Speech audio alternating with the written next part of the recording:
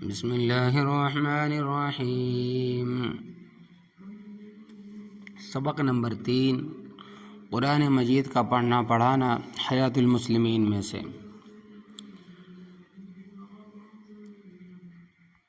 ارشاد فرمایا رسول اللہ صلی اللہ علیہ وسلم نے کہ ارشاد فرمایا نبی کریم صلی اللہ علیہ وسلم نے کہ تم سب میں اچھا وہ شخص ہے جو قرآن سیکھے اور سکھلائے۔ ارشاد فرمایا رسول اللہ صلی اللہ علیہ وسلم نے کہ تم میں سے کوئی شخص مسجد میں جا کر کلام اللہ شریف کی 2 آیتیں کیوں نہ سیکھ لے، یہ اس کے لیے 2 اونٹنیوں کے ملنے سے زیادہ بہتر ہے، اور 3 آیتیں 3 اونٹنیوں سے، اور 4 آیتیں 4 اونٹنیوں سے زیادہ بہتر ہے، اور ان کی گنتی کے جتنے اونٹ ہو ان سب سے وہ آیتیں بہتر ہے۔ فائدہ، جس کی وجہ ظاہر ہے کہ اونٹ تو دنیا ہی میں کام آتے اور آیتیں دونوں جہاں میں کام آتی ہے، اور اونٹ کا نام مثال کے طور پر لیا گیا کہ کیونکہ عرب اونٹوں کو بہت چاہتے تھے، ورنہ ایک آیت کے مقابلے میں بھی ساری دنیا کی کوئی حقیقت نہیں میقات۔ اور اس حدیث سے معلوم ہوا کہ اگر کسی نے پورا قرآن بھی نہ پڑھا ہو، تھوڑا ہی پڑھا ہو، اس کو بھی بڑی نعمت حاصل ہوگی۔ ارشاد فرمایا نبی کریم صلی اللہ علیہ وسلم نے، جس کا قرآن خوب صاف ہو وہ درجے میں فرشتوں سے ہوگا۔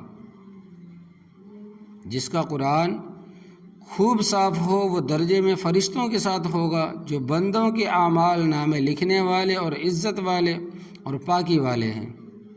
اور جو شخص قرآن پڑھتا ہو اور اس میں اٹکتا ہو اور وہ اس کو مشکل لگتا ہو، اس کو 2 ثواب ملیں گے۔ فائدہ، 2 ثواب اس طرح سے، 1 ثواب پڑھنے کا اور 1 ثواب اس محنت کا، اچھی طرح چلتا نہیں مگر تکلیف اٹھا کر پڑھتا ہے، زبان اچھی طرح نہیں چلتی مگر پھر بھی تکلیف اٹھا کر پڑھتا ہے۔ اس حدیث میں کتنی بڑی تسلی اس شخص کے لیے جس کو قرآن اچھی طرح یاد نہیں ہوتا، وہ تنگ ہو کر اور نا امید ہو کر یہ سمجھ کر چھوڑ نہ دے کہ جب یاد ہی نہیں ہوتا تو پڑھنے ہی سے کیا فائدہ۔ آپ نے خوشخبری دی ایسے شخص کو 2 ثواب ملیں گے۔ چوتھی حدیث، ارشاد فرمایا نبی کریم صلی اللہ علیہ وسلم نے کہ جس کے سینے میں کچھ بھی قرآن نہ ہو وہ ایسا ہے جیسا اجڑا ہوا گھر۔ فائدہ، اس میں تاکید ہے کہ کوئی مسلمان قرآن سے خالی نہ ہونا چاہیے۔ نمبر 5، ارشاد فرمایا رسول اللہ صلی اللہ علیہ وسلم نے کہ جس شخص نے کلام اللہ میں سے 1 حرف پڑھا اور اس کو 1 نیکی ملتی ہے، اور ہر نیکی 10 نیکی کے برابر ہوتی ہے، تو اس حساب سے 1 حرف پر 10 نیکیاں ملتی ہے۔ اور میں یوں نہیں کہتا کہ الف لام میم 1 حرف ہے، بلکہ اس میں الف 1 حرف، لام 1 حرف اور میم 1 حرف ہے۔ ترمذی کی روایت۔ فائدہ، ایک مثال، اسی طرح جب پڑھنے والے نے الحمدللہ کہا تو اس میں 5 حرف ہے، تو اس پر 50 نیکیاں ملیں گی۔ اللہ اکبر، کتنی بڑی فضیلت ہے۔ پس ایسے شخص کی حالت پر افسوس ہے کہ ذرا سی کم ہمتی کر کے اتنی بڑی دولت حاصل نہ کرے۔ چھٹی حدیث، ارشاد فرمایا رسول اللہ صلی اللہ علیہ وسلم نے کہ جس نے قرآن پڑھا اور اس کے حکموں پر عمل کیا، اس کے ماں باپ کو قیامت کے دن ایسا تاج پہنایا جائے گا جس کی روشنی آفتاب کی اس روشنی سے بھی زیادہ خوبصورت ہوگی جو دنیا کے گھروں میں اس حالت میں ہو کہ آفتاب تم لوگوں میں آ جائے، یعنی اگر آفتاب تمہارے پاس آ جائے تو اس وقت گھروں میں کتنی روشنی ہو جائے، اس روشنی سے بھی زیادہ روشنی اس تاج کی ہوگی۔ سو اس شخص کی نسبت تمہارا کیا خیال ہے جس نے خود یہ کام کیا ہے، یعنی قرآن پڑھا ہے اور اس پر عمل کیا ہے، تو اس کا کیا کچھ مرتبہ ہوگا۔ احمد و ابو داؤد۔ فائدہ، اس حدیث میں اولاد کے قرآن پڑھنے کی کتنی بڑی فضیلت ہے۔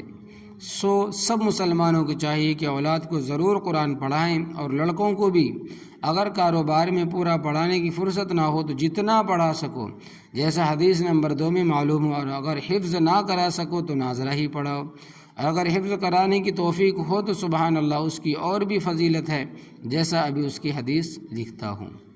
ارشاد فرمایا 7ویں حدیث، رسول اللہ صلی اللہ علیہ وسلم نے کہ جو شخص قرآن پڑھے اور اس کو حفظ کرے اور اس کے حلال کو حلال جانے اور اس کے حرام کو حرام مانے، یعنی عقیدہ اس کے خلاف نہ رکھے، جیسا اوپر والے حدیث پر عمل کرنے کو فرمایا تھا، اس میں اس پر عقیدہ رکھنے کو فرمایا، تو اللہ تبارک و تعالیٰ اس شخص کو جنت میں داخل کرے گا، اور اس کی سفارش بخشش کے لیے اس کے گھر والوں میں ایسے 10 شخصوں کے حق میں قبول فرمائے گا ان سب کے لیے دوزخ لازم ہو چکی تھی۔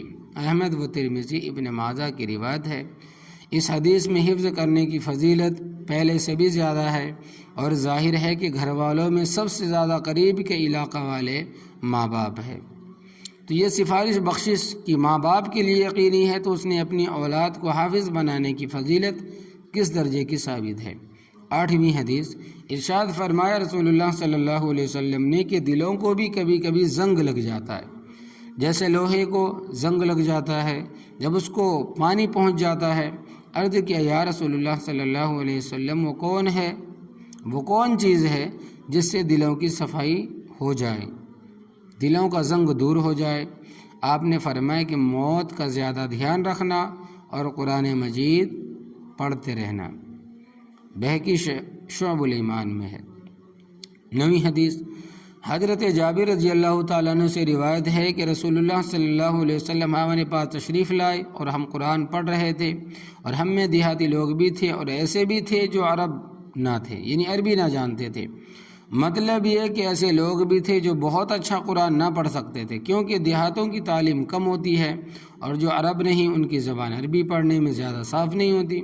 آپ نے فرمایا کہ پڑھتے رہو، سب خاصے ہیں، یعنی اگر بہت اچھا نہ پڑھ سکو تو دل تھوڑا نہ کرو، چھوٹا نہ کرو، اور اچھا پڑھنے والے ان کو حقیر نہ سمجھے۔ اللہ تبارک و تعالیٰ دل کو دیکھتا ہے۔ اس سے معلوم ہوا کہ خیال نہ کرے کہ ہماری زبان صاف نہیں ہے، ہماری عمر زیادہ ہو گئی، اب اچھا نہ پڑھا جاوے گا تو ہم کو کب ثواب کیا ملے گا، ہم کو ثواب کیا ملے گا، یہ شاید گناہ ہو۔ دیکھو رسول اللہ صلی اللہ علیہ وسلم نے سب کی کیسی تسلی فرما دی، اور سب کو پڑھنے کا حکم، یہ سب حدیث مشکات میں ہے۔ نمبر 10، ارشاد فرمایا رسول اللہ صلی اللہ علیہ وسلم نے کہ جو شخص قرآن کی ایک آیت سننے کے لیے بھی کان لگائے، اس کے لیے ایسی نیکی لکھی جاتی ہے جو بڑھتی چلی جاتی ہے، اس بڑھنے کی کوئی حد نہیں ہے۔ بتلائی خدا تعالیٰ سے امید ہے کہ بڑھنے کی کوئی حد نہیں ہوگی، بے انتہا بڑھتی چلی جائے گی۔ جو شخص اس آیت کو پڑھے، وہ آیت اس شخص کے لیے قیامت کے دن ایک نور ہوگا جو اس نیکی کے بڑھنے سے بھی زیادہ ہے۔ اللہ اکبر کبیرہ، قرآن مجید کیسی بڑی چیز ہے کہ جب تک قرآن کریم پڑھنا نہ آوے، کسی پڑھنے والے کی طرف کان لگا کر سن ہی لیا کرے، وہ بھی ثواب سے مالا مال ہو جائے گا۔ خدا کے بندو، یہ تو کچھ مشکل نہیں۔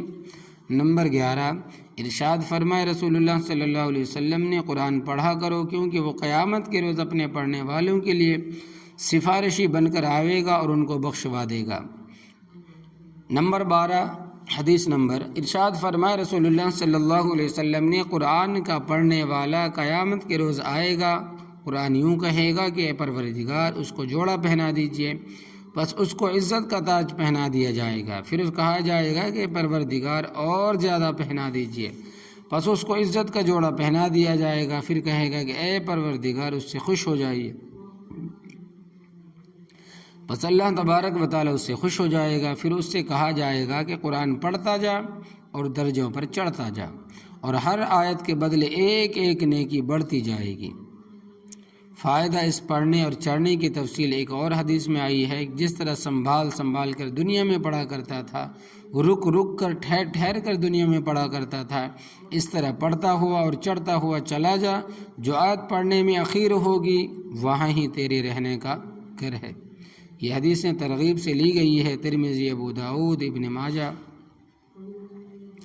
فائدہ، مسلمانوں ان حدیثوں میں غور کرو اور قرآن مجید حاصل کرنے میں اور اولاد کو پڑھانے میں کوشش کرو۔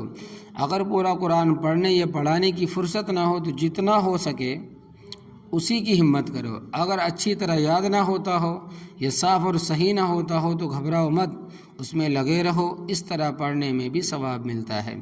اگر حفظ نہ کر سکو، ناظرہ ہی پڑھو، اس کی بھی بڑی فضیلت ہے۔ اگر پورا قرآن حاصل کرنے کی فرصت نہیں یا ہمت نہیں، کسی پورا قرآن پڑھنے والے کے پاس بیٹھ کر سن ہی لیا کرو۔ ان سب باتوں کا ثواب اوپر حدیثوں میں پڑھ چکے ہو، اور موٹی بات ہے کہ جو کام ضروری ہوتا ہے وہ ثواب کا ہوتا ہے، اس کا سامان کرنا بھی ضروری ہوتا ہے اور اس میں بھی ثواب ملتا ہے۔ پس اس قاعدے سے قرآن کے پڑھنے پڑھانے کا سامان کرنا بھی ضروری ہوگا اور اس میں بھی ثواب ملے گا، اور سامان اس کا یہی ہے ہر جگہ کے مسلمان مل کر قرآن کریم کے مکتب قائم کرے، اور بچوں کو قرآن پڑھوائیں، اور بڑی عمر کے آدمی بھی اپنے کاموں میں سے تھوڑا سا وقت نکال کر تھوڑا تھوڑا قرآن سیکھا کرے، اور جو پڑھانے والا مفت نہ ملے، فقٹ میں نہ ملے، سب مل کر اس کو گزارے کے موافق کچھ تنخواہ دیا کرے۔ اسی طرح جو بچے اپنے گھر سے غریب ہو، اس کے لیے زیادہ قرآن نہ پڑھ سکیں، ان کے کھانے کپڑے کا بندوبست کر دیا کرے، وہ اطمینان سے قرآن کریم ختم کر سکیں۔ جو لڑکے جتنا قرآن کریم پڑھتے جائیں، اپنے گھر جا کر عورتوں اور لڑکیوں کو بھی پڑھا دیا کرے۔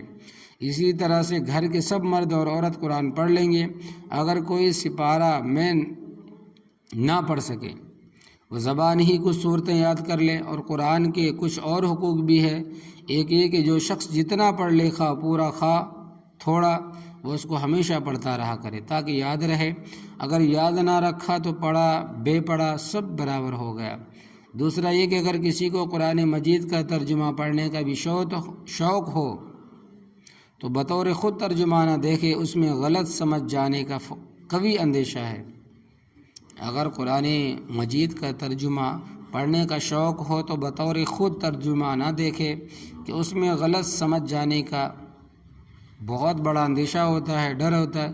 کسی عالم سے سبق کے طور پر پڑھ لے۔ اور تیسرا یہ کہ قرآن مجید کا بہت ادب کرنا چاہیے، اس کی طرف پاؤں نہ کرو، ادھر پیٹ نہ کرو، اس سے اونچی جگہ پر مت بیٹھو، اس کو زمین پر یا فرش پر مت رکھو بلکہ رحل یا تکیہ پر رکھو۔ چوتھا یہ کہ اگر وہ پھٹ جائے، کسی پاک کپڑے میں لپیٹ کر پاک جگہ جہاں پاؤں نہ پڑے دفن کر دو۔ پانچواں یہ کہ جب قرآن پڑھا کرو، یہ دھیان رکھا کرو کہ ہم اللہ تبارک و تعالیٰ سے باتیں کر رہے ہیں، پھر دیکھنا کہ دل پر کیسی روشنی ہوتی ہے۔ اللہ تبارک و تعالیٰ قرآن پڑھنے اور پڑھانے کی توفیق عطا فرمائے، اور جو بھی ہم پڑھیں اللہ تبارک و تعالیٰ عمل کی توفیق عطا فرمائے۔ آمین یا رب